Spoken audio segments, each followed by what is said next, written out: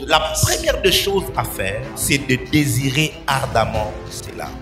La puissance de Dieu est disponible. La puissance du Saint-Esprit est totalement disponible. Mais il faut des hommes et des femmes assoiffés.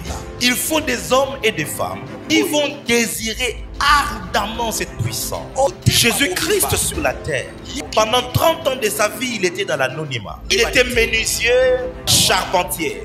Il n'avait pas d'impact sur la terre. Mais après son baptême, il avait compris. Quoique j'ai reçu le témoignage du ciel, disant que celui-ci est mon fils bien-aimé, en qui j'ai placé, où j'ai mis toute ma confiance. Cela ne suffit pas pour moi. Il faut que j'aille chercher la puissance. Il est allé dans le désert pendant 40 jours. Qu'est-ce qui peut retenir un homme dans un désert pendant 40 jours? Étant conscient de sa mission, il a développé un désir ardent.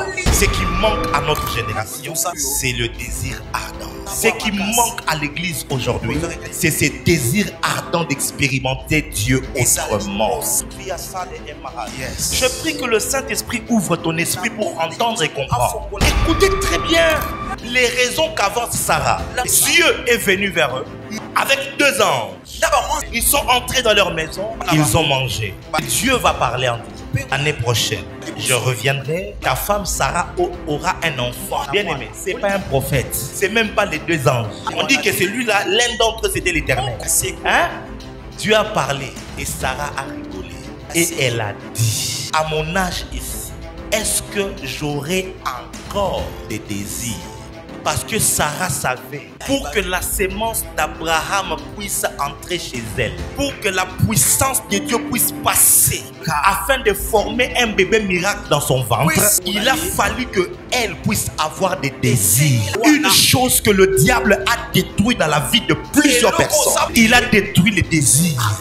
Tu n'as plus le désir de devenir un grand homme.